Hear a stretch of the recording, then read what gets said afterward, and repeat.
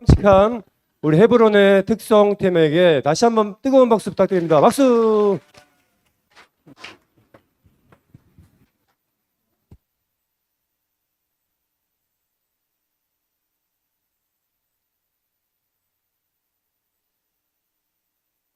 제가 허리만 좀 안 뻣뻣했으면 더 잘할 수 있었는데 죄송합니다. 해외에서 헌금이 들어왔습니다. 해외 제주교회 오명자 자매님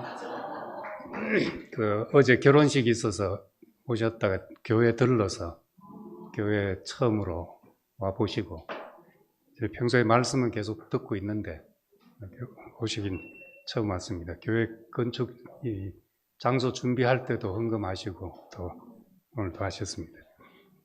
오명자 자매님, 그리고 해외 오사카에서 이재철 형제님 큰아들 이창석 형제님 오사카 살고 있는데 수요일 날 아버지가 말씀하는 거 듣고 감사해서 아버지를 행복하게 하시는 함께 가는 교회 식구들, 목사님과 이모 삼촌들께 감사를 드립니다. 예, 감사한금 드렸습니다.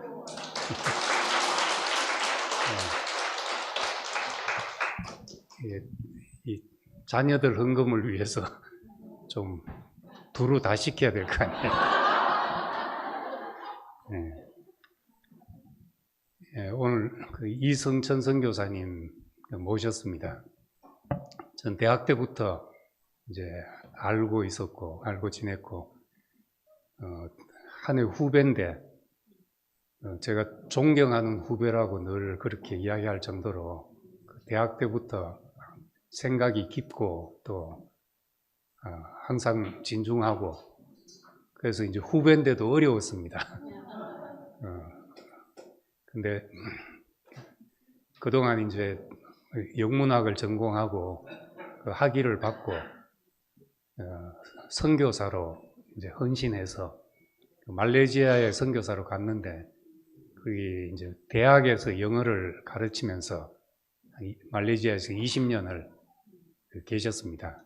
그리고 이제 한국 와서 우연히 제가 한국 온 2018년도 또 대구로 와서 대구에서 이제 우리 교회에서 한 행사도 참여하고 이렇게 지내다가 지금 이제 거제도 가셔서 이제 책도 쓰고 이제 유튜브로 이제 말씀을 또 전파하고 그렇게 하고 있습니다. 그래서 늘 좀 성경을 봐도 이제 다른 각도로 보고 더 깊이 있게 보고 해서 언젠가 한번 우리 교회 이렇게 소개하고 싶었고 했는데 오늘 이렇게 기회가 돼서 오실 수 있어서 감사드립니다. 이성천 선교사님하고 사모님을 같이 오셨습니다.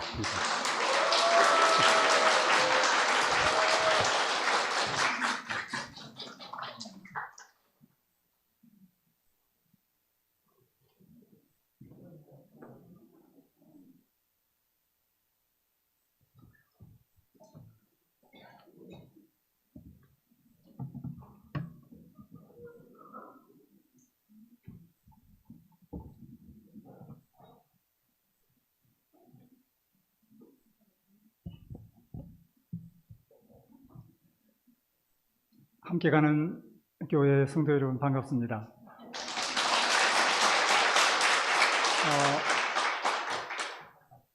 저를 선교사로 소개해 주셨는데 일단 제가 선교사 적은 가지고 있습니다만 현재 여러분이 생각하는 선교 일을 담당하고 있지는 않습니다. 그래서 요즘은 제가 요즘 관심 가지고 또 운영하고 있는 성서 인문학 소장으로 소개를 하고 있습니다. 언젠가 영어 성경으로 신약에 있는 빌레몬서를 읽다가 깜짝 놀란 적이 있었습니다. 빌레몬서는 한 장으로 되어 있죠. 그 19절의 말씀에 보면 사도 바울이 나 바울이 친필로 쓰노니 내가 갚으려니와 네가 이외에 네가 내게 빚진 것은 내가 말하지 아니하노라 하는 말씀이 있습니다. 저는 이 말씀을 읽으면서 여러분 잘 아시는 것처럼 빌레몬서는 그 오네시모라고 하는 종이 아마 빌레몬에게 어떤 피해를 입히고 도망을 쳐서 나온 것 같은데 나중에 사도 바울을 만나서 변화되어서 돌아가지 않습니까? 사도 바울이 돌려보내면서 이제 빌레몬에게 보낸 그 편지가 빌레몬서였습니다.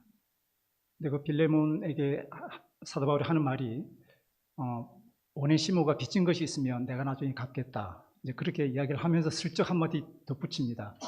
빌레몬 너 나한테 빚진 거 아니? 이렇게 말합니다.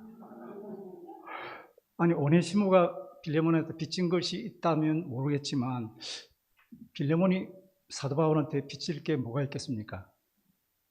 근데 영어 성경을 보니까 어떻게 되냐면 네가 내게 빚진 것을 이렇게 표현하고 있습니다. You owe to me even your own self 라고 표현합니다. 네가 네 자신을 나한테 빚졌다 이렇게 말합니다. 네 자신, 너 자신의 생명을 나한테 빚졌다라고 말합니다. 여러분 이게 말이 됩니까? 네, 말이 됩니다. 왜냐하면 빌레몬은 사도 바울을 통해서 복음을 들었기 때문입니다. 사도 바울을 통해서 구원을 얻었기 때문입니다. 그래서 그는 영원한 삶을 사도 바울에게 빚을 졌습니다. 지나간 생활을 돌이켜보면 저도 제 인생을 빚진 분이 한 분 있습니다. 김치현 형님이십니다. 1979년 10월에 캠퍼스에서 형님을 처음 만났습니다. 형님을 통해서 성경 공부를 다시 시작하게 되었고 그 과정을 통해서 저는 하나님을 더 깊이 깨닫고 또 복음이 어떠한 것인가에 대해서 새로운 안목도 갖게 되었고 또 저 자신이 어떠한 존재인가에 대해서도 또 깊이 깨닫게 되었습니다. 그래서 그 이후에 캠퍼스에서 6년 동안 한 선교단체에서 또 훈련을 받고 또 공부를 할 수 있는 그런 기회가 생겼습니다. 그 이후에 전문가로서의 좀 자격을 갖춰야 되겠다 싶어서 공부를 좀 더 한 다음에 1997년에 이제 말레이시아로 제가 갔습니다. 그곳에서 21년 동안 보내면서 사역을 담당하다 돌아왔습니다. 그 기간 가운데 약 13년 동안은 말레이시아의 한 국립대학에서 영어 교사들을 가르치면서 보냈습니다. 말레이시아는 회교권 학생들이 많이 유학을 옵니다. 그래서 한 12개국에서 온 학생들을 가르치다가 2018년 돌아오게 되었습니다. 돌아와서 형님을 뵙게 되었습니다. 지난 세월, 그러니까 그로부터 그 이전 약 40년 제 청장년 삶의 시발점에 형님과의 만남이 있었습니다. 그래서 저는 형님을 생각할 때마다 좀 사도 바울이 빌레몬에게 했던 이 말씀처럼 좀 저에게 새로운 생명을 또 새로운 정말 인생의 길을 보여준 또 귀한 은인으로 늘 마음의 빚을 지고 있다고 생각하고 있습니다. 이 시간을 빌어서 또 형님께 감사의 마음을 전합니다.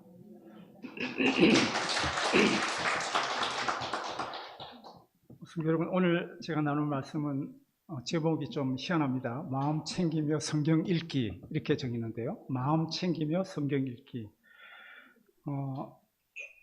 신학 비전문가인 제가 또 다른 신학 비전문가인 여러분들한테 드리는 뭐랄까 성경 읽기 팁이라고 할까요? 그렇게 생각하시면서 들어주시면 어떨까 생각이 됩니다. 영어로 mindfulness란 말이 있습니다. mindful 하고 ness를 쓰는데요. 이 mindfulness라는 단어는 보통 명상 또는 이제 마음 챙김으로 번역을 합니다. 어떤 것이냐면 현재에 집중해가지고 마음을 훈련하는 그런 방식인데 구체적으로는 현재 내 눈에 또 나에게 관심 있는 어떤 대상에게 적극적으로 주목해서 그것을 구별짓는 그런 과정입니다. 저는 이런 구별짓는 과정이 성경을 읽을 때도 똑같이 적용이 되지 않겠나 하는 생각이 듭니다. 또 이 마인드풀니스는 성경에서 자주 강조하는 깨어있으라는 그 권면과도 통한다고 생각이 됩니다. 그래서 깨어있는 가운데 또 마음을 챙기면서 성경을 어떻게 읽어야 할 것인가 하는 것을 오늘 말씀드리는데 마음 챙김의 그 정의처럼 성경을 읽으면서 우리가 구분을 지어야 할 한 3가지 정도를 한번 생각을 해보도록 하겠습니다. 먼저 첫 번째 생각해야 할 것은 성경의 저자가 2분이라는 점입니다. 오늘 제가 성경 본문으로 2가지를 여러분들에게 드렸는데요. 히브리서 1장 1절 2절 말씀, 여러분이 아마 잘 아시는 말씀이라고 생각합니다.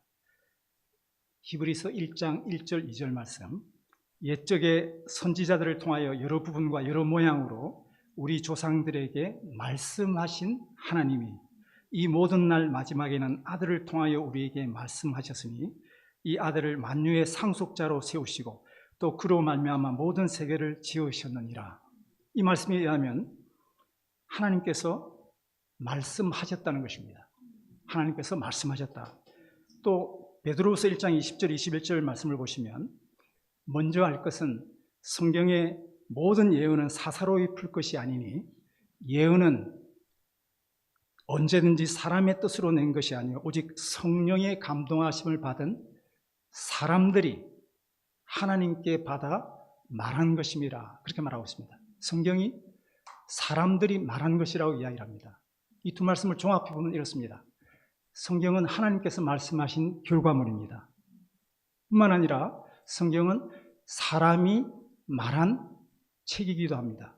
그래서 우리는 성경의 저자가 두 분이라는 것을 깨닫고 우리는 성경을 읽을 때 두 가지 태도를 취해야 합니다. 첫째는 하나님께서 말씀하신 것이기 때문에 우리는 겸허한 마음으로 성령의 도우심을 구하며 성경을 읽어야 합니다. 또 성경은 사람이 쓴 글이기 때문에 사람이 쓴 글인 이상 그 글의 형식과 장르 또는 그 글의 문맥을 따지면서 성경을 읽는 것이 필요하다는 것입니다. 근데 보통 우리가 이러한 것을 깨닫지 못하고 성경을 너무 한쪽에만 치우쳐서 읽는 경우도 많이 있다고 생각합니다. 여기에서 성경이 하나님에 의해서 쓰여졌다라는 것을 무시하는 것이 자유주의자들이죠.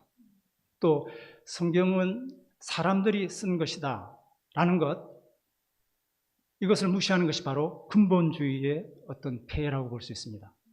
그러니까 하나님께서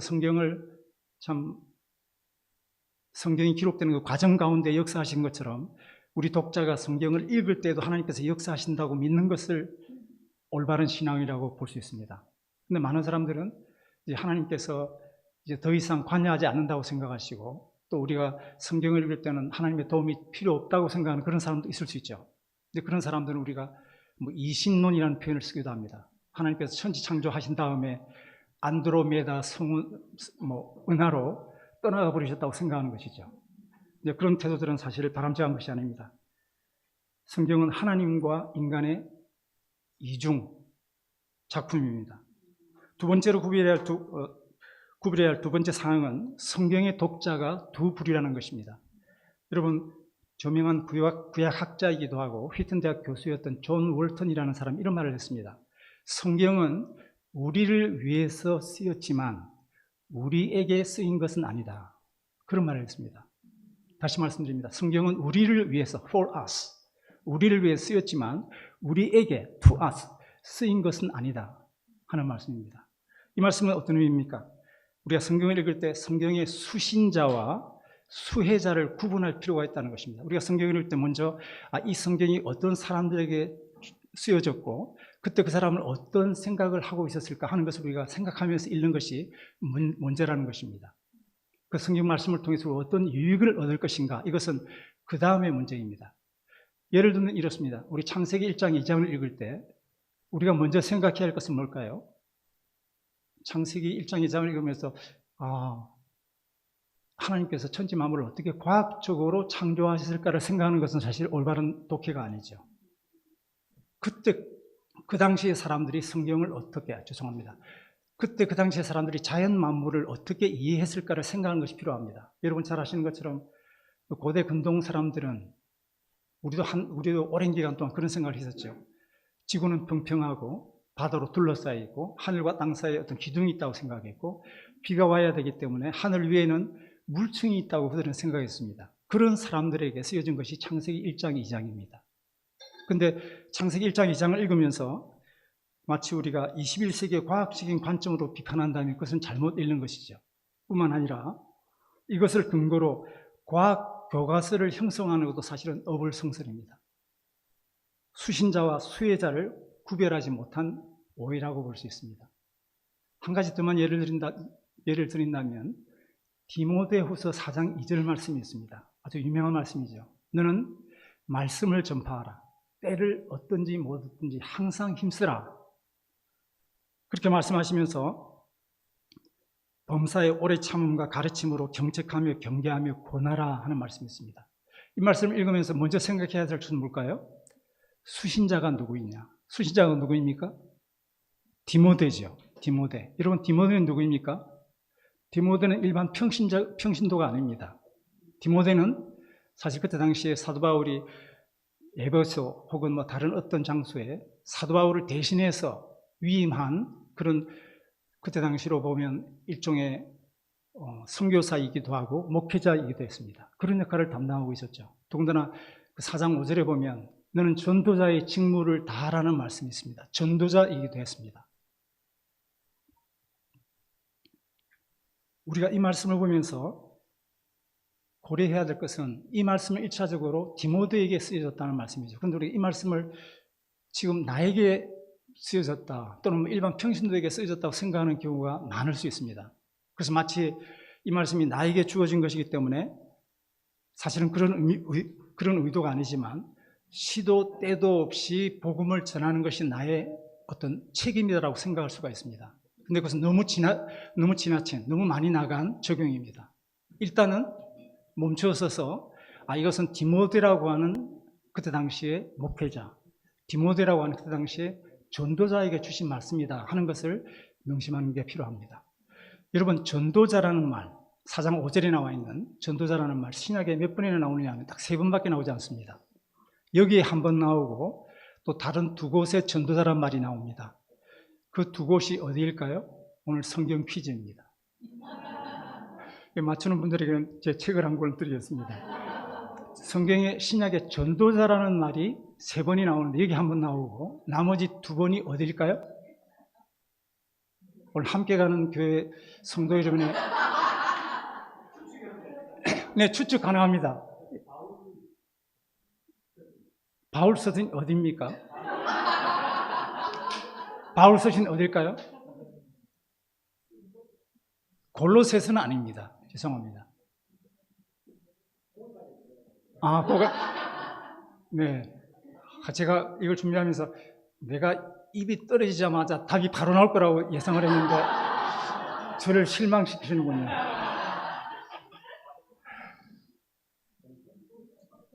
에베소서 몇 장? 에베소서까지 갔는데 4장 11절. 네. 하나님께서 교회에 주신 여러 가지 직분인데 첫째는 선지자요, 둘째는 사도요, 셋째는 복음 전도자요. 그다음 목사와 교사는 나중에 나오죠, 그렇죠? 여기에 전도자란 말이 나옵니다. 또 한 번 더 있습니다. 사도행전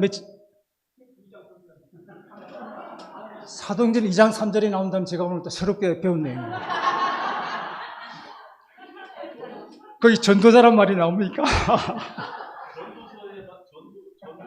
아이고, 조금 오해이십니다. 전도서는 아니고, 전도서는 또 다른 개념이거든요. 18장 어떤 상황인가요? 아볼로는 전도자라고 표현되어 있지 않습니다. 18장 굉장히 가까이 갔는데 19장에 나와 있습니다.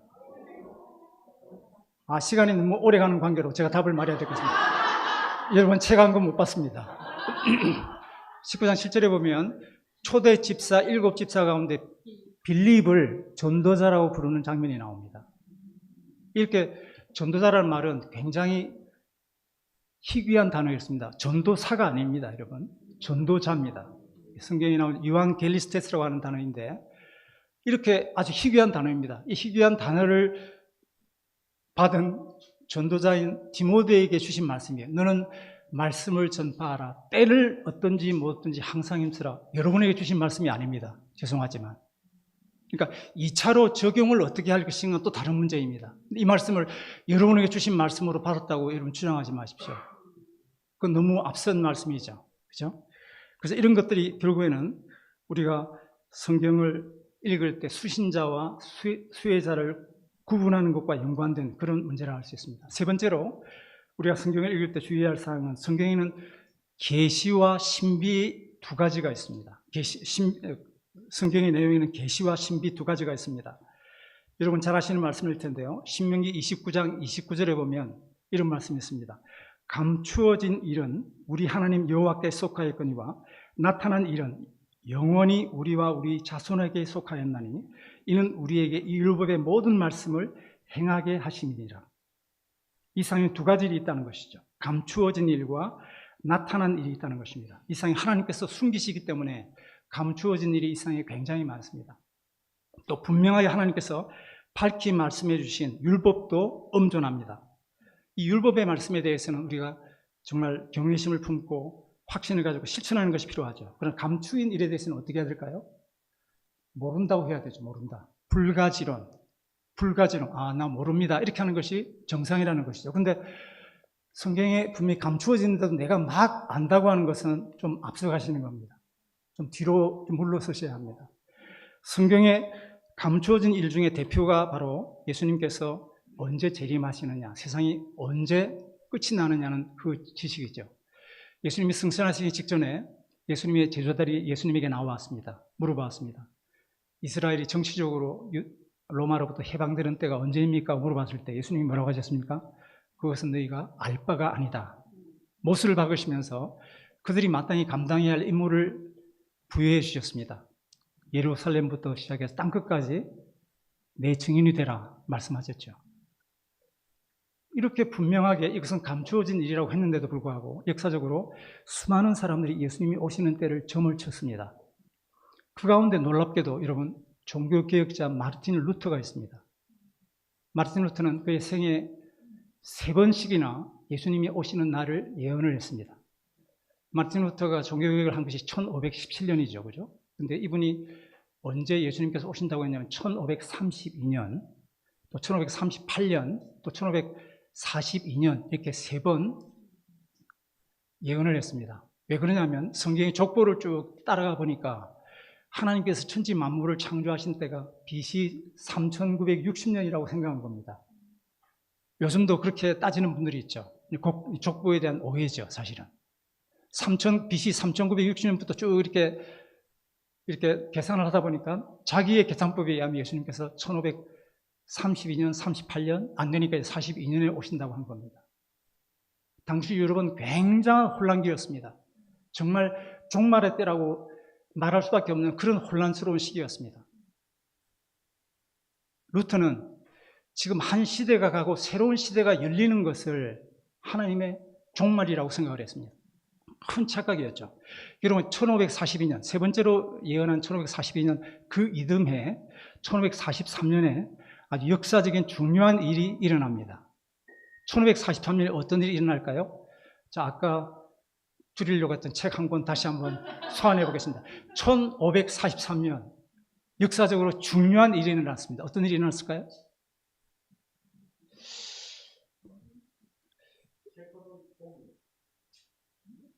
뭐라고 하셨나요? 공의회, 그것도 굉장히 중요한 일일 텐데 그건 아닙니다.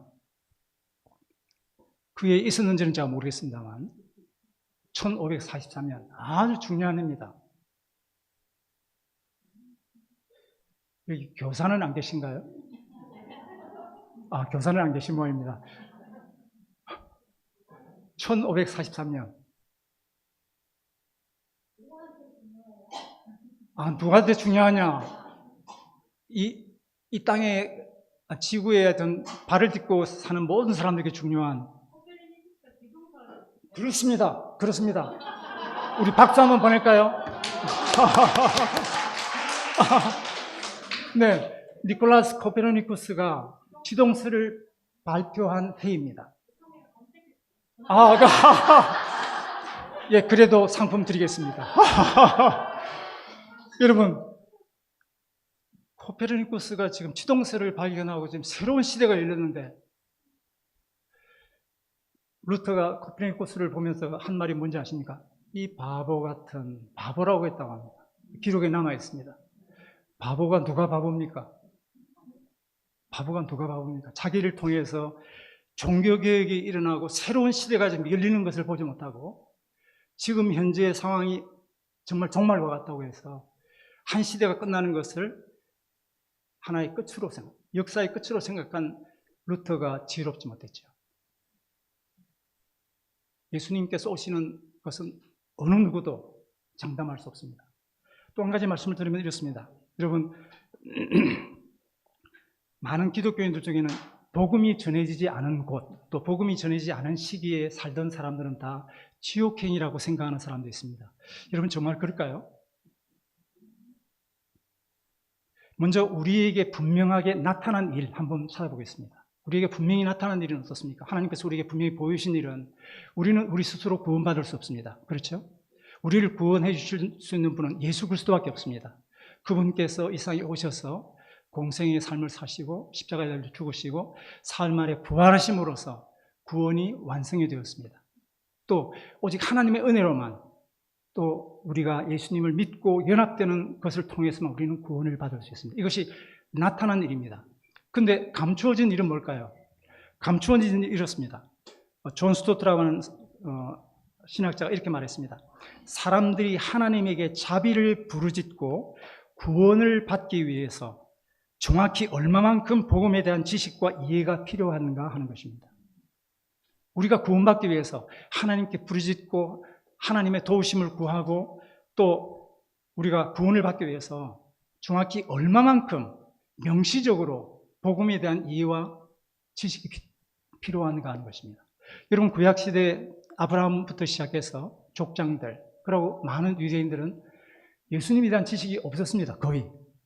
그저 어떤 약속을 통한 지식은 있을지 몰라도 경험이 없었습니다. 그럼에도 불구하고 그들 모두가 믿음으로 의롭다함을 받았다고 성경은 말하고 있죠.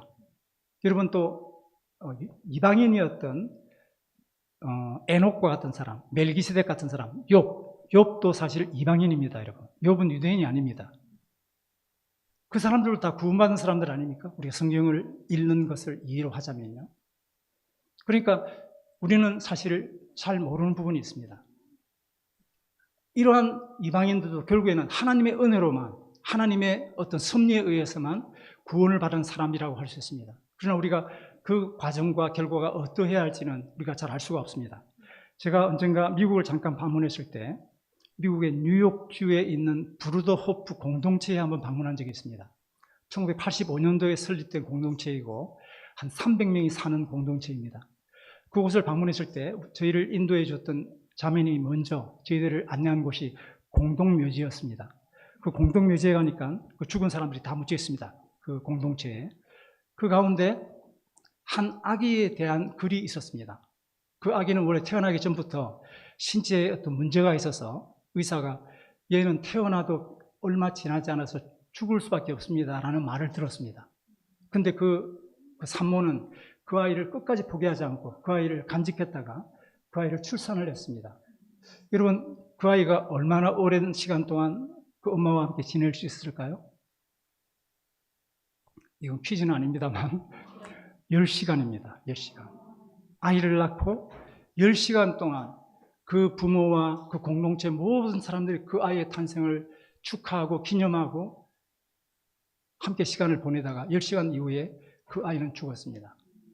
여러분, 그 아이는 지옥에 갔을까요?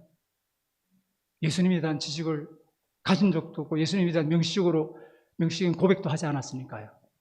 우리가 이런 문제를 바라보면서 우리가 딱 두부모 자르듯이 잘라서 이 사람도 역시 예수님 믿지 못했으니까 지옥에 간다라고 말한다는 것은 너무 앞서간 행위가 아닌가 싶습니다. 이런 문제는 차라리 우리가 알지 못한다, 하나님의 은혜와 하나님의 섭리에 맡긴다고 하는 것이 더 올바른 태도가 아닌가 생각이 됩니다. 사실 우리가 주목해야 할 것은 이미 나타난 일입니다. 하나님의 계시입니다. 이 하나님의 계시를 이해할 때 특별히 두 가지가 필요합니다. 먼저 그 계시의 형식 또는 장르를 이해하는 게 필요하고 그 다음에 문맥을 이해하는 게 필요합니다. 먼저 형식에 대한 말씀을 한번 드려보겠습니다. 본문이 취하는 형식에 따라서 우리가 성경을 이해하는 것이 달라질 수밖에 없습니다. 여러분, 사복음서나 사도행전을 읽을 때 그 속에 나와 있는 것들이 다 역사적인 사실이라고 인정하고 읽는 것이 필요하죠. 어떻게 예수님이 동정녀에게 태어날 수 있어? 어떻게 예수님이 무리를 걸을 수 있어?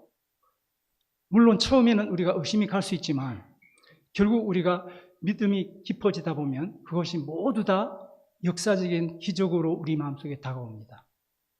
예수님은 동정녀에게 태어나셔야만 했습니다. 예수님은 물 위를 걸으셔야만 했습니다. 보리떡 5개와 물고기 2마리로 5천 명을 먹이는 그런 이적을 행하셔야 했었습니다. 이 모든 것이 역사적인 사건입니다. 역사적인 사건으로 인정하고 우리가 보는 게 필요합니다. 사도 바울의 글은 전부 서신서입니다, 여러분. 서신서는 분명히 수신자가 있죠, 그죠? 수신자가 누군가를 잘 구분하는 것이 아까 필요하다는 말씀을 드렸습니다. 그리고 여러분, 구약을 보면 구약의 3분의 1 이상이 시로 구성되어 있다는 걸 여러분 아십니까? 시가서뿐만이 아니라 예언서 상당 부분이 시입니다. 심지어는 모세오경, 또 역사서에도 시가 포함되어 있습니다. 여러분 잘 아시는 창세기 1장에도 시가 표현되어 있다는 거 아십니까?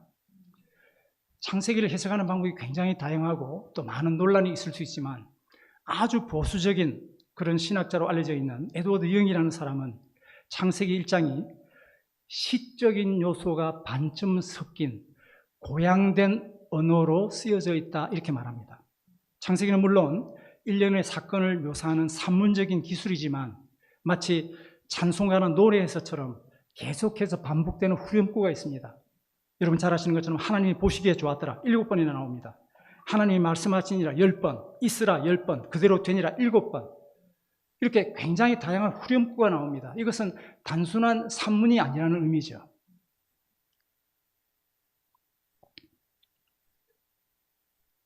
시는 산문과는 달리 간결성이 두드러지고 또 은유법과 대꾸법 이런 것이 많이 사용됩니다. 여러분 은유법 예를 들면 여러분 잘 아시는 것처럼 시편 23편에서는 주님이 목자로 그려지고 있죠. 호세아 14장 5절에서는 이슬로 표현되기도 합니다. 그러다가 시편 39편 11절에서는 주님을 좀으로 묘사되기도 합니다. 죄인의 영화를 좀먹음같이 소멸하게 하시니 하나님께서 죄인들의 영화를 마치 좀이 먹어 들어가듯이 소멸하게 하신다는 표현입니다. 그리고 시편에는 대꾸법이 굉장히 많이 나옵니다. 대꾸법은 비슷한 단어 또 비슷한 절을 반복 사용하면서 각 문장에서 비슷한 아이디어를 강조하거나 확장하는 그런 기법을 말합니다. 여러분 심심하시죠? 시편 말씀 한번 찾아보겠습니다. 시편 30편 3절 말씀, 시편 30편 3절 말씀 한번 보겠습니다. 우리 30편 3절 제가 읽겠습니다. 여호와여 주께서 내 영혼을 수월에서 끌어내어 나를 살리사 무덤으로 내려가지 아니하게 하셨나이다. 예, 한 절만 읽었습니다. 여러분 이 구절을 보시면 우리가 전후문을 보지 않고 이 구절만 딱 보면 마치 이게 지금 그 글 쓴 사람은 다윗입니다. 다윗이 죽었다가 저 수월 아주 깊은 어두운 곳에 내려갔다가 그 다음에 살아나가지고 또 무덤으로 내려가지 않았다. 이 무슨 말일까? 좀 헷갈릴 수 있었습니다. 근데 사실은 주께서 내 영혼을 수월에서 끌어내어라는 요 전반절과 나를 살리사 무덤으로 내려가지 아니하게 하셨나이다. 이 후반절이 사실 대꾸를 이루고 있습니다. 같은 내용을 설명한 것이라는 말입니다. 다윗이 죽어가지고 망자들이 머무는 그런 장소에 갔다. 그런 뜻이 아니라 사실은 하나님께서 다윗이 그러한 곳에서 머물지 않도록 끌어내셨다는 의미이고 또 하반절에 나와 있는 내용도 결국 그런 무덤, 깊은 구렁으로 내려가지 않도록 보호하셨다는 말씀입니다. 2절 말씀을 보면 더욱더 확실합니다. 바로 다윗이 주님께 부르짖어서 고침받았다는 뜻입니다. 그 다음 32편 말씀도 한번 보겠습니다. 32편 1절, 2절 말씀. 여러분 잘 아시는 말씀일 텐데요. 32편 1절, 2절 말씀. 여러분 찾으시겠으면 우리 다 같이 한번 읽어볼까요? 허물의 사함을 받고 자신의 죄가 가려진 자는 복이 있도다. 마음에 간사함이 없고 여호와께 정죄를 당하지 아니하는 자는 복이 있도다. 예, 이 구절은 두 구절이죠, 그죠? 이 두 구절은 각각 대꾸를 이루고 있을 뿐만 아니라 각 구절 안에 또 두 절이 대꾸를 이루고 있습니다. 이 안에 보면 죄라는 단어가 세 가지가 등장합니다. 첫 번째 허물이라는 단어가 있죠. 허물이라는 단어는 영어로는 transgression이라는 단어를 썼습니다. 이 허물이라는 단어는 고의적인 또 공공연하게 짓는 그런 거역의 죄를 가리킵니다. 그 다음에 죄라는 표현이죠. 단순히 sin입니다. sin. 죄는 부지불식간에 짓는 죄를 말합니다. 그 다음에 2절에 정죄한다 할 때 그 죄는 영어로 iniquity라는 단어가 있습니다. iniquity라는 단어를 쓰고 있는데 이건 제멋대로 행하는 죄입니다. 그러면 우리 같이 있는 모든 죄가 망라되어 있지 않나요?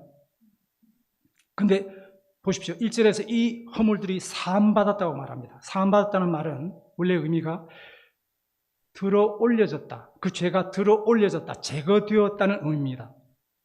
또 두 번째 있는 죄가 가려졌다고 말했죠. 그죠? 가려졌다는 말은 숨겨졌다. 보이지 않게 되었다. 더 이상 죄책감이나 두려움을 유발할 수 없다는 뜻이 됩니다. 또 2절에 정죄를 당하지 않는다고 했을 때 그 말은 그 죄가 계산되지 않고 또 무시된다는 의미입니다. 주님의 용서가 그야말로 완전 무결하다는 말씀이죠. 그 조건은 무엇입니까? 2절 첫 절에 제시된 대로 간사한 마음이 간사한 마음으로 죄악을 숨기는 것이 아니라 단지 빛 가운데 자백만 하면 됩니다. 주님 앞에 진실하게 자백하기만 하면 우리의 모든 죄는 완전히 사함받습니다. 또 그 두 구절 속에 복이 있도다가 두 번 반복되죠. 그죠? 주님의 완전한 사죄가 우리를 온전하게 행복해 준다는 것을 의미합니다. 두 구절을 저는 이렇게 한번 풀어 써보았습니다. 복되어라. 거역한 죄는 들어 올려 제거되고 부지불식간에 지은 죄는 숨겨져 보이지 않는 자. 복되어라. 제멋대로 행한 죄를 야훼께서 계산하지 않으시는 자. 그는 마음에 거짓이 없네. 할렐루야입니다. 제게 사죄의 확신을 준 귀한 말씀입니다. 성도 여러분, 이처럼 시는 산문이 표현하는 것보다 더 많은 것을 깨닫게 해줍니다. 우리 시를 통해서 하나님의 인격적인 면모를 보다 다양하게, 온전하게 경험할 수 있습니다. 주님의 뜻을 보다 다각적인 시각으로 우리가 이해할 수 있습니다. 아마 그래서였겠죠. 옥스퍼드 대학 영문학 교수였던 C.S. 루이스는 이런 말을 했습니다. 시라고 하는 것은 보이지 않고 들리지 않던 것에 몸을 부여해주는 하나의 작은 성육신이다. 그렇게 표현을 했습니다. 간결하면서도 그림처럼 생생하게 묘사되어 있는 이 시어 속에서 우리는 하나님께서 계시 주신 이 진리의 힘과 아름다움을 누릴 수가 있습니다. 그리고 그 진리를 우리의 삶과 기꺼이 연관을 짓고 실천해 가는 것이 필요합니다. 이것을 위해서 하나님의 도우심을 구하며 시를 읽고 공부하며 즐기는 여러분들과 제가 되기를 간절히 바랍니다. 하나님의 계시를 잘 이해하는 첫 번째 관건이 형식이라고 한다면 두 번째는 문맥입니다. 문맥을 잘 이해하는 게 필요합니다. 여러분 유명한 누가복음 17장 21절 말씀에 보면 천국은 하나님의 나라는 너희 안에 있느니라 하는 말씀이 있습니다. 이 말씀의 의미가 뭘까요? 많은 분들은 이 말씀을 읽으면서 천국이 내 마음 안에 있다는 뜻이구나 라고 생각합니다. 그런데 문맥을 보면 그 말이 잘못된 의미라는 걸 알 수 있습니다. 여기에서 너희가 누구일까요? 문맥을 보면 20절에 보면 그 사람들이 나옵니다. 바리새인들입니다. 바리새인들이 예수님한테 그렇게 질문하죠. 하나님의 나라가 어느 때에 임하니까? 라고 질문을 했을 때 예수님이 이 말씀을 하셨어요. 바리새인들의 마음속에 하나님 나라가 임한다는 말은 골수 친일파의 마음속에 우리나라 광복의 기쁨과 감격이 임한다는 말하고 똑같습니다. 어불성설이죠. 사실 이 말씀은 하나님 나라의 부분을 이루는 왕 대신 메시아 예수 그리스도께서 그들 가운데 지금 임재해 있다는 것을 의미하는 것입니다. 예수 그리스도가 왕으로서 그들 가운데 있다는 것이죠. 그들의 마음속에 있는 것이 아니라 지금 예수님께서 이미 그들 가운데 계신다는 것을 지금 말씀하고 있는 것입니다. 이처럼 문맥을 살펴보지 않으면 이 말씀의 의미를 곡해하기가 쉽습니다. 이렇게 근접 문맥도 살펴야 되지만 사실은 우리는 성경 전체의 문맥도 살피는 게 필요합니다. 성경 전체의 문맥을 살핀다는 게 뭘까? J.I. 패커라는 사람이 이런 말을 했습니다. 성경의 가르침에 대한 총체적인 이해가 필요하다. 그렇게 말을 합니다. 성경의 가르침에 대한 총체적인 이해, 신학이라고 볼 수도 있겠죠. 아니면 또 교리라고 볼 수도 있겠죠. 교리나 신학.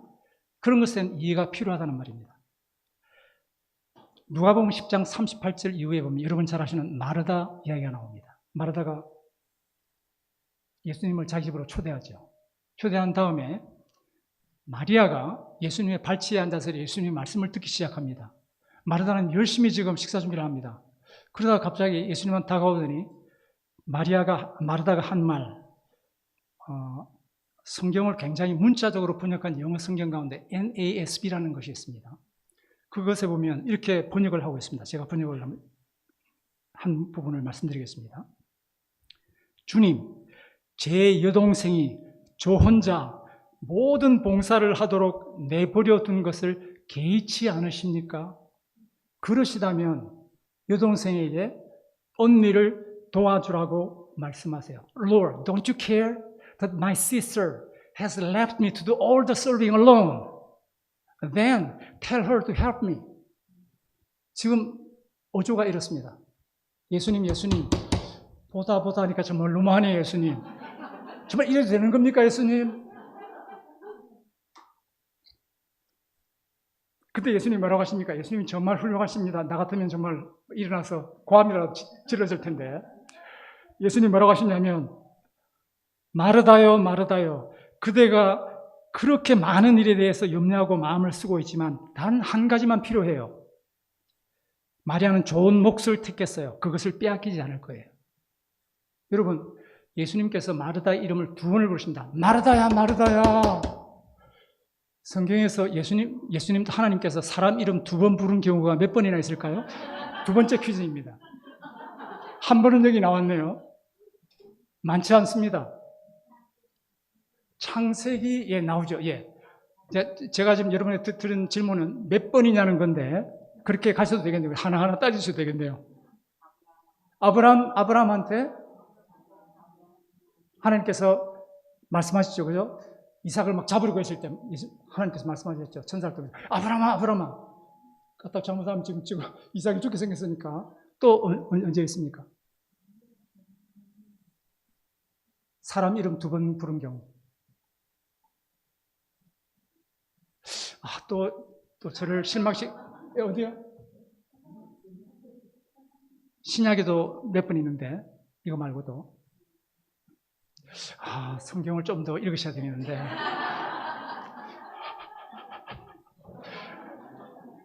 이거 한 번이고 끝입니까?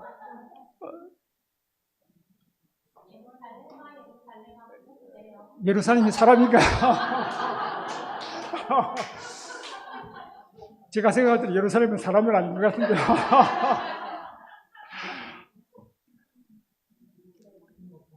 네, 모세한테 말씀하시죠. 지연아. 모세에게 말씀하셨어요. 떨기나무 다가오는 모세에게 모세야 하셨죠. 그 전에 야곱에게 말씀하셨어요. 야곱에게. 또 한 번 더가 있습니다. 구약에 한 번 더가 사무엘에게 말씀하셨어요. 사무엘아. 구약에 4번, 신약에 3번이 있는데 한 번이 이 마르다고, 2번이 시모나. 또 한 번은 사울아. 다메섹 도상에서 총 7번입니다. 애석합니다. 오늘 책도 못 받으셔서. 요점이 이렇습니다. 그만큼 사람 이름 2번 부르는 게 이게 무시무시할 정도로 위중한 사건이라는 것입니다. 여러분, 하나님께서 여러분 이름 2번 부르시는 게 본 적 있습니까? 좋아하지 마십시오, 여러분. 여러분 보고 승천하 해서 하나님 어찌 저를 그렇게 부르십니까? 하실 필요가 없습니다. 내가 무슨 죄를 범했습니까?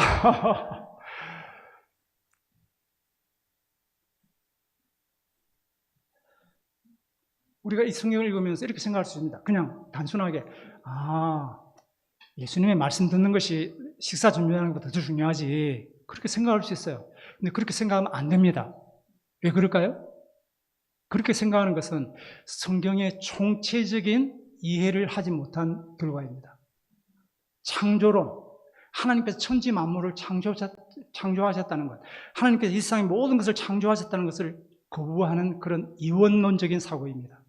말씀을 듣는 것은 거룩하지만 청소하고 빨래하고 밥 짓는 것은 거룩하지 않다. 그것은 이원론적인 아주 독신적인 사고방식이죠. 성경 전체 내용에 대한 이해가 부족해서 그렇습니다. 하나님은 이 세상의 모든 것을 만드셨습니다. 이 세상의 모든 것이 다 거룩한 것입니다. 문제는 그 일을 하는 우리의 자세가 문제이죠. 저는 이 마르다의 예를 보면서 사실은 저 자신을 한번 돌이켜보았습니다.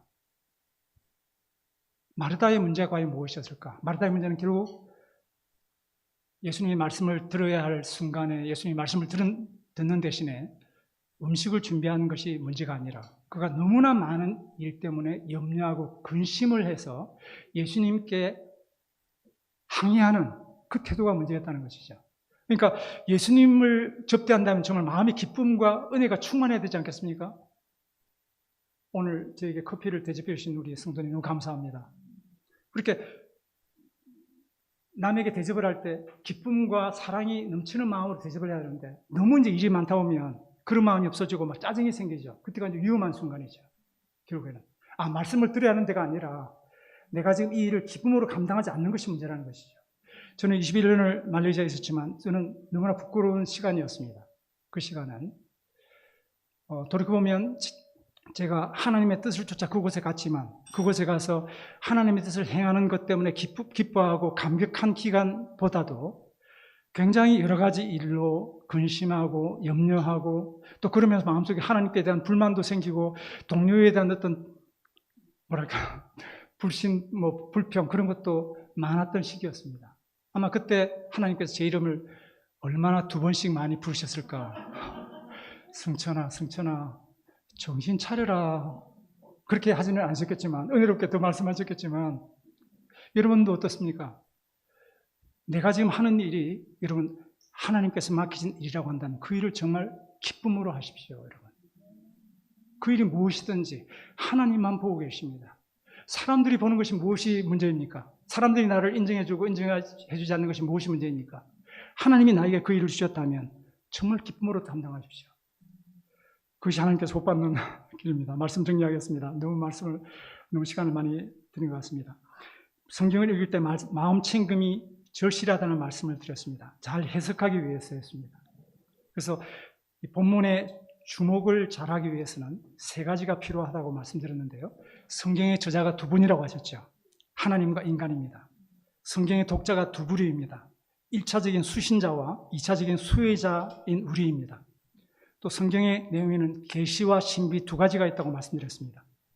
신비의 영역은 경호하게 모른다고 고백하면 됩니다. 그런데 계시의 영역은 특히 본문의 형식과 문맥을 따지는 것이 중요하다 말씀드렸습니다. 아니, 성경을 읽으면 그냥 읽으면 됐지 뭘 이렇게 해석하고 따지고 해야 되느냐라고 생각할 수 있습니다.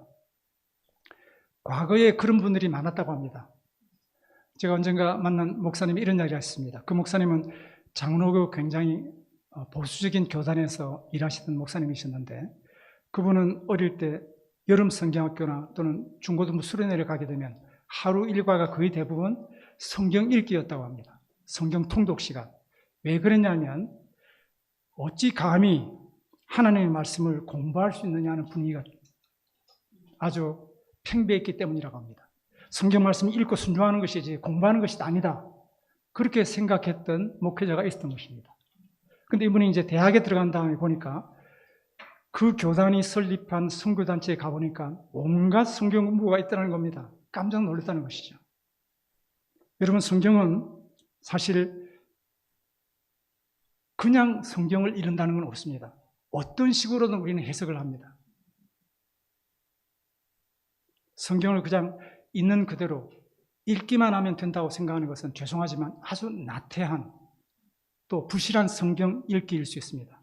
또 오독의 온상입니다. 또 이단의 밥이 되는 지름길입니다. 여러분, 너무 안타깝게도 우리나라에 그토록 많은 이단 신자가 존재하고 그들 중에 대부분이 기존 교회 출신들이라는 것이 과연 무엇을 가리킬까요?